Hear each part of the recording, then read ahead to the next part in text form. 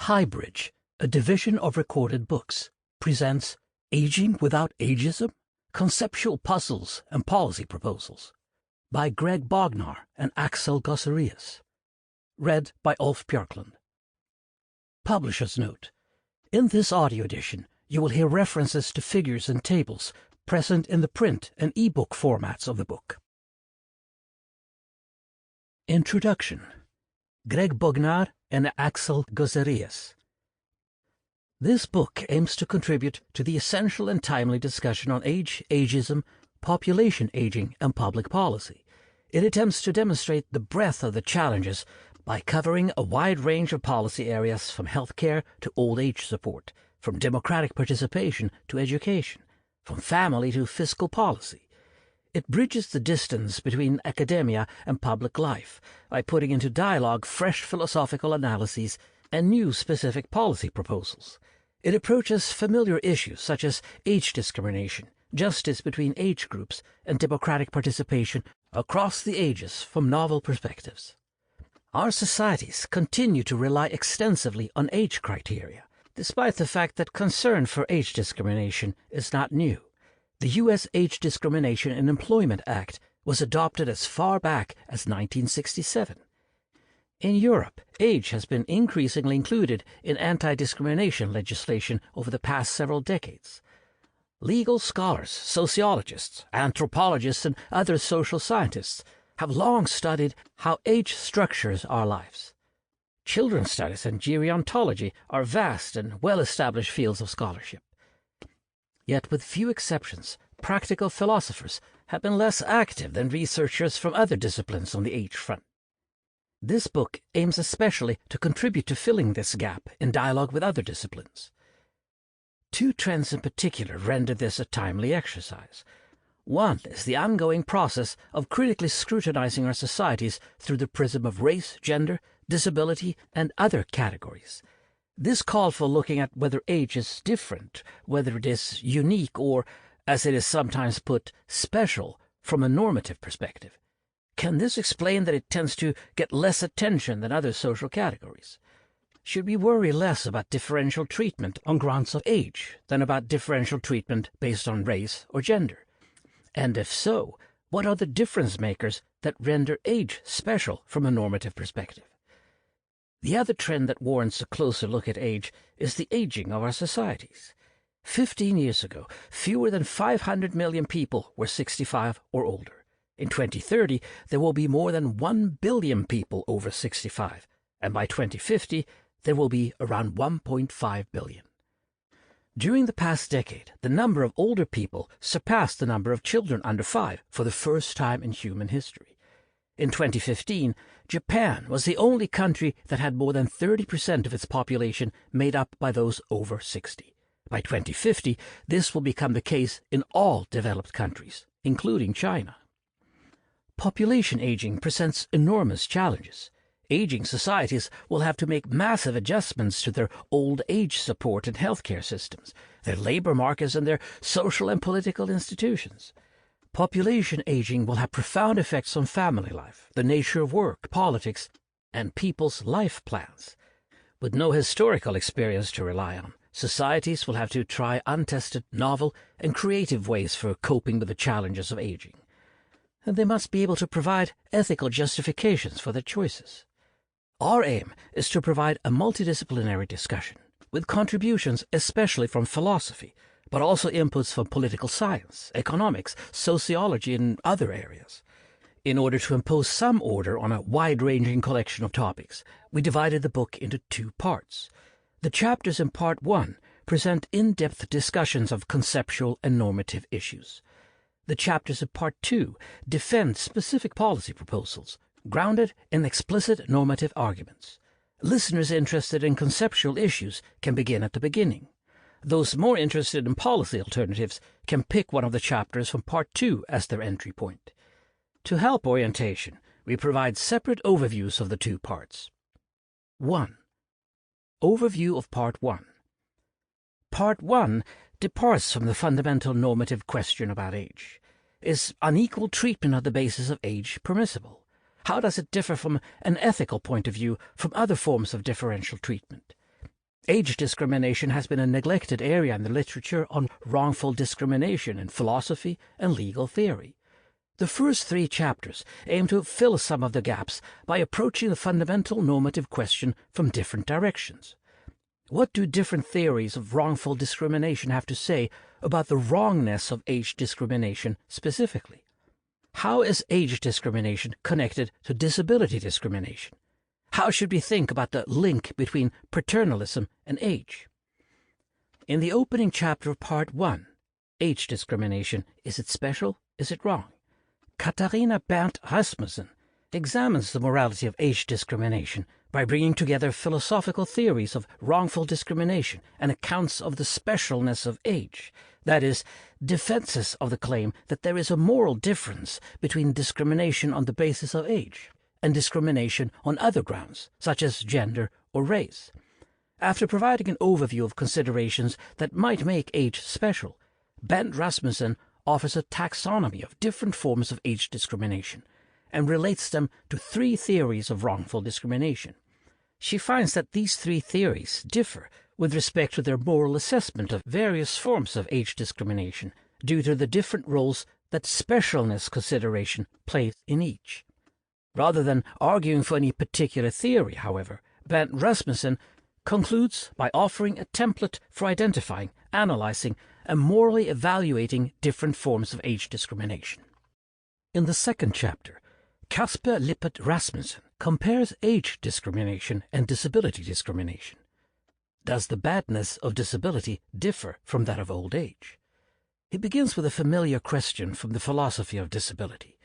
To the extent that being disabled is worse than being non-disabled, is this largely because of factors that are independent of the social environment, the disability as bad difference view, or largely because of the ableist nature of the social environment, the disability as mere difference view? Correspondingly, we might ask, to the extent that being old is worse than being young, is this largely because of factors that are independent of the social environment, or largely because of the ageist nature of the social environment? Are the answers to these questions related? If they are, how?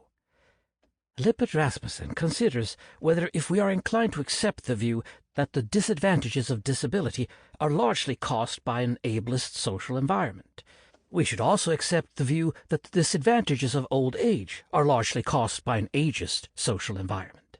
He thinks we should. But Lippert Rasmussen argues that the view that ageist social environments are primarily responsible for the disadvantages of old age should be rejected. Therefore, we should also reject the view that ableist social environments are primarily responsible for the disadvantages of disability. Yet, while insisting that our views on disability constrains those we adopt on age, Lippert Rasmussen also stresses that we should not overstate the importance of taking a stance on the mere difference and bad difference divide. Rather, we should pay more attention to the specific ways old age and disability cause disadvantage, instead of trying to defend broad generalizations about what family of causes predominates. The third chapter examines age discrimination from the perspective of age-differentiated paternalism. Many of us share the intuition that paternalism is less problematic when applied to children rather than to the elderly. One interest of Vicky Müller-Lyngby Pedersen's chapter in defense of age-differentiated paternalism is that she stresses that we need to consider not only the dimensions of competence and voluntariness, but also the magnitude of the good promoted by paternalistic interventions. While this dual account does not generally challenge common sense intuitions about paternalism, it introduces additional complexity when evaluating paternalistic interventions in a wide range of cases. The chapter considers many examples, from age-differentiated rules for access to sterilization, through age-differentiated fines for not using a helmet, to age-differentiated prices for cigarettes. Those especially interested in these issues may also want to listen to Chapter 8 on paternalism and conceptions of childhood, Chapter 12 on paternalism in assisted reproduction and social freezing, or Chapter 13 on anti-paternalism in compulsory education. The remaining chapters in Part 1 take up issues of distributive justice. They consider the connection between age and different methods of policy evaluation.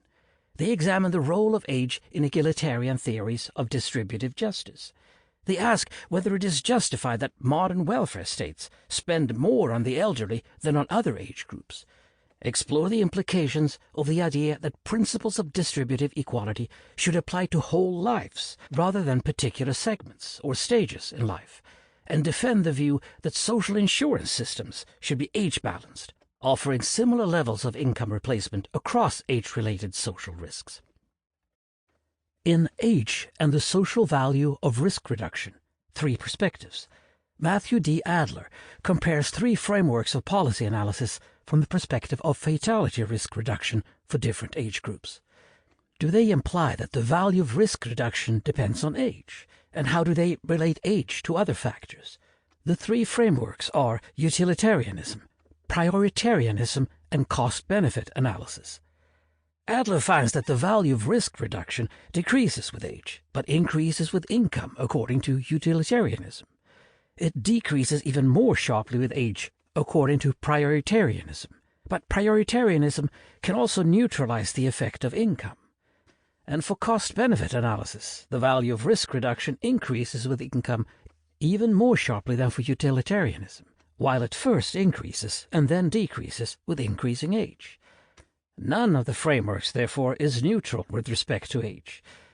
They value fatality risk reduction differently, depending on a person's age and income. Prioritarianism is the only approach that can neutralize the effect of income and put higher value of reducing risks to the young. That may be an attractive feature. Paul Bouhabib, in his chapter Can Egalitarians Justify Spending More on the Elderly?, takes an egalitarian approach to age and fair distribution. He argues that the fact that modern welfare states devote a disproportionate amount of their budget to the needs of the elderly raises a puzzle. People who reach old age are often, on the whole, more fortunate than those who don't because they have enjoyed a longer life. In devoting disproportionate expenditure towards their needs, the welfare state thus appears to be privileging the needs of those who are more fortunate than others. Bouhabib examines the response to this puzzle provided by relational egalitarians, who hold that we should care not only about how the welfare state distributes resources between persons, but also about whether it protects people from mistreatment by others. Relational egalitarians justify disproportionate expenditure on the elderly on the grounds that it is necessary to protect them against domination and marginalization, among other forms of mistreatment. But Bouhabib finds that the relational egalitarian response does not solve the puzzle. He proposes a different solution based on two claims. First, suffering is intrinsically bad and should be prevented, even when it is experienced by persons who are more fortunate than others. Second, disproportionate expenditure on the needs of the elderly is a form of insurance that all persons would have purchased in fair circumstances. In his chapter, Age Limits and the Significance of Entire Life's Egalitarianism, Axel Gosseries focus on the claim that principles of distributive justice should be applied to whole lives. That is, to determine what we owe to people as a matter of fair distribution, we need to consider how they fare during their entire lives. Gosseries provides an overview of the entire life view and explores its possible underlying intuitions. He separates a defensive version of the view, which argues that some age limits are not objectionable, from an affirmative one, which argues that some age limits are actually desirable. He concludes that while age limits tend to provide one of the best illustrations of the practical relevance of the entire life debate, the latter does not necessarily offer us insights that are as significant as expected to defend age limits over their whole range. Part 1 closes with a more empirically oriented chapter. It starts with the observation that welfare states differ greatly in the extent to which they provide social protection for various age-related social risks. They set different priorities between needs associated with childhood, maturity, and old age. In Age Universalism Will Benefit All Ages, Simon Birnbaum and Kenneth Nelson explore and defend the ideal of age universalism in social insurance, according to which the degree of income replacement should be similar across age-related social risks. The arguments suggest pragmatic advantages of age-balanced social insurance, showing that it tends to provide higher levels of income replacement for age-related risks throughout the life cycle and achieve more favorable social outcomes in all age groups with respect to poverty rates, trust, and subjective well-being. 2. Overview of Part 2. The chapters in Part 2 have a more policy-oriented focus. They cover a range of topics from different perspectives. The topics include political participation, education, healthcare, retirement, and old age social services, as well as taxation and inheritance. The first cluster of chapters is on political participation and voting rights. The chapters address whether and how disenfranchising the young can be justified on the basis of different conceptions of childhood, whether the voting driving analogy can justify disenfranchising the old, and whether giving extra weight to the young in political decision-making can be a plausible avenue to addressing concerns about political short-termism. In the first chapter, Let Them Be Children, Age Limits in Voting and Conceptions of Childhood, Anka Gauss explores alternative views about the nature and value of childhood and their relevance to the issue of children's voting rights. In particular, she contrasts one view that regards childhood as a mere deficiency and as preparation time for adulthood with a family of views that emphasizes the value of goods unique to childhood, such as playfulness and carefreeness. Defenders of deficiency views tend to assume that the lack of agency is an unqualified bad for children and neglect ways in which childhood allows access to other sources of value. Gauss maps out how the different accounts bear on arguments for and against enfranchising children. She also explains why children who live in a society in which many adults fail to comply with their duties of intergenerational justice have a weightier interest in voting, and hence why the case for children's enfranchisement is stronger in such circumstances. The next chapter continues to explore political participation by looking at the other end of life. Should there be an age limit such that people over it lose their eligibility to vote? After all, loss of ability is often used to justify restricting people's freedom. For instance, age-related loss of ability is used to justify the requirement of periodic renewal of driving licenses, and could result in the loss of driving permit for the elderly, limiting their freedom of movement. Can there be an analogous case for voting? In Age and the Voting Driving Analogy, Alexandru Volacu asks this question. He examines arguments by analogy in general and formulates such an argument linking driving and voting. He considers different ways the argument could be applied to age-adjusted voting rights. However, in the end, he finds that there are significant dissimilarities between driving and voting. Thus, Volacu concludes that the argument is unsuccessful. In Empowering Future People by Empowering the Young, Tyler M. John argues that the state is plagued with problems of political short-termism, excessive priority given to near-term benefits at the expense of benefits further in the future. Political scientists and economists reckon that political leaders rarely look beyond the next 2 to 5 years, exacerbating problems such as climate change and pandemics. What can be done to counter this? One possible mechanism involves apportioning greater relative political influence to the young. The idea is that younger citizens generally have greater additional life expectancy than older citizens, and thus it looks reasonable to expect that they have preferences that are extended further into the future. If we give greater relative political influence to the young, our political system might exhibit greater concern for the future. But John shows that giving greater political power to the young is unlikely in itself to make states significantly less short-termist. No empirical relationship has been found between age and willingness to support long-termist policies. Instead, he proposes a more promising age-based mechanism. States should develop youth citizens' assemblies that ensure accountability to future generations through a scheme of retrospective accountability. Policymakers would be rewarded in the future in proportion to the effects of their policies on the long run. This would incentivize them now to choose policies that have the best long-term consequences. The second couple of chapters in Part 2 are on healthcare. The first is Greg Bogna's chapter on COVID-19, Age and Rationing. During the COVID-19 pandemic, some hospitals found themselves short of ventilators, intensive care units, ICU beds, and qualified medical personnel to take care of patients. Physicians had to make difficult life and death choices.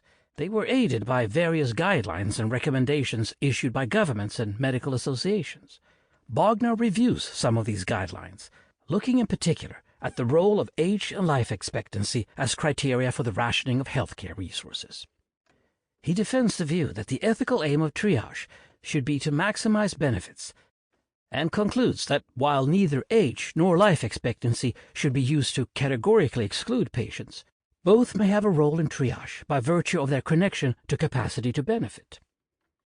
Francesca Minerva's chapter, Ageism in Assisted Reproduction, begins from the fact that female fertility declines at a much faster rate than male fertility, while in the past decades, assisted reproduction treatments, ARTs, have dramatically increased women's chances of getting pregnant over the age of 35. It remains very difficult for women above their mid-40s to get pregnant, given that ART success rates decrease with increasing age. Moreover, many European countries legally prevent women over the age of 45 from accessing ARTs. Minerva opposes upper age limits on ARTs for women, rejecting three arguments that are based, respectively, on paternalism, to protect the mother's health, the link between age and increased risk of abnormalities for the child, and the diminished ability of older parents to take care of children. She also calls for a more proactive policy, including free access to social freezing and investment in research into ways of delaying menopause.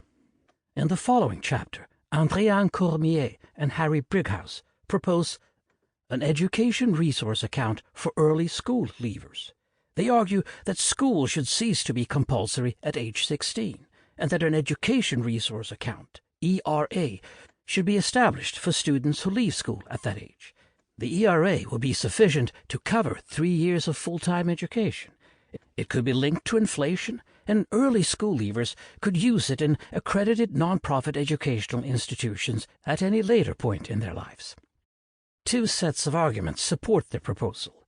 The first, building on the empirical literature, focuses on efficiency and highlights the advantages of an ERA with respect to the disruptive students issue in particular. The second set of arguments is anti-paternalistic. Cormier and Brighouse distinguish three anti-paternalistic arguments. The view that individuals are the best judges of their own welfare, also discussed in Chapter 3. The idea that autonomous decision-making is a component of well-being, and a respect-based view of what renders anti-paternalism wrong. While they endorse the latter two arguments, their ERA proposal still has a mildly paternalistic dimension, since its funds can only be used for education purposes. Vincent van der Berge takes up the issue of retirement in differentiating retirement age to compensate for health and longevity inequality. As he points out, usually a uniform age is used to proxy work capacity loss and trigger the payment of pensions. Recently, however, some have argued that we need several retirement ages to better match the distribution of work incapacity across socio-demographic groups. At first sight, this proposal makes perfect sense. Work capacity declines faster among low-income and low-educated individuals. But there is also a lot of unaccounted heterogeneity, even inside narrowly defined socioeconomic groups. And this compromises the feasibility and desirability of retirement age differentiation. Under a regime of systematic retirement age differentiation, there would be many situations with no retirement for people with serious work restrictions, and simultaneously, numerous cases where entirely healthy people enjoy retirement. An alternative approach would be to stick to a uniform retirement age, backed up by a reinforced disability scheme. Old age also takes center stage in Kim Angel's Aging in Place and Autonomy. Is the age-friendly city initiative too elderly-friendly? Angel is concerned with the age-friendly cities initiative aimed at enhancing people's opportunity to age in place. He presents an autonomy-based defense of the idea and examines the moral claim that the elderly can make in support of their ability to age in place. He emphasizes, among other considerations, that aging in place can have cognitive benefits through the routines and habits made possible by familiar environments. He argues, however, that the claims of the elderly can come into conflict with the claims of the young. We should not only look at today's elderly, but also anticipate how today's young will fare when they get old. Angel appeals to the cohort-specific predictions by the Organization for Economic Cooperation and Development, OECD, such that, for example, today's young are expected to be worse off when old than the currently old, to make the case for an all-age-friendly or even young-friendly interpretation of the Age-Friendly Cities initiative, while also insisting on the importance of policies benefiting low-income families, regardless of age, and promoting intergenerational housing initiatives. The last cluster of chapters in the book focuses on age and taxation, looking respectively at housing, income, and bequests. In his chapter, An Age-Based Delayed Housing Wealth Tax, Daniel Halliday considers taxation and housing wealth. Popular narratives around aging and intergenerational inequality suggest that young people increasingly tend to subsidize older people, in spite of enjoying poorer economic prospects. One specific concern is that older and younger birth cohorts are unequally situated with respect to the distribution of housing wealth, as well as the distribution of the tax burden. Halliday addresses this concern by proposing an age-based delayed housing wealth tax. The idea is that once homeowners reach a certain age, they are charged some portion of their home's value on an annual basis, which would eventually be paid to the tax office upon the death of the surviving spouse. This tax can be avoided by downsizing to a home of lesser value, and thereby freeing up housing to be purchased by younger people. Retaining a valuable home means instead incurring a tax liability that can be used to fund the benefits consumed by retirees. A delayed housing wealth tax can be designed to accommodate variables, such as couples who differ in age, or single retired home owners. Halliday argues that this proposal compares favorably with alternatives, such as inheritance taxation, for getting older people to absorb the costs of their care. Just as in the previous chapters, access to housing for the young is a central concern. In his chapter, Manuel Savalenche distinguishes between two types of age-sensitive taxation. One is a form of cumulative income taxation, which taxes annual income, taking into account all earlier income years instead of just the last one. The other is an explicitly age-differentiated scheme that taxes annual income adjusted by a rate that depends on the taxpayer's age. The chapter first presents reasons to support cumulative income taxation and examines how it would affect fiscal obligations across life. Then it argues that maximin egalitarians, that is, egalitarians who give absolute priority to improving the situation of the least well-off, should aim at a hump-shaped tax rate across people's lives. Such a rate reflects a concern about both early death and poverty in old age, hence focusing on the young and the elderly, not the middle-aged. The chapter questions whether cumulative income taxes can deliver this result without resorting to explicitly age-differentiated taxes. It reaches the conclusion that while cumulative income taxation can benefit the young, including the short-lived among them, age-differentiated taxes are necessary to protect the elderly poor. In the final chapter, Pierre Pestiot and Gregory Pontier presents 4 arguments supporting an age-differentiated tax on bequests, that is, a tax rate on inheritance that varies with the age of the deceased. The arguments are based on different ethical foundations and lead to an inheritance tax that can either increase or decrease with the age of the deceased. Pestieux and Pontier make the case for an age-differentiated tax based on the idea of compensating unlucky prematurely dead persons. Their view supports a bequest tax that increases with the age of the deceased. Along with chapters 5 and 17, their chapters illustrates the many normative problems that differential longevity raises. Together, these chapters provide us with a sense of the complexity of the issues at stake. The account we accept about the wrongness of discrimination makes a difference to which age-based policies can be defended. So does the view of paternalism we take and, more generally, the background theory of justice we endorse.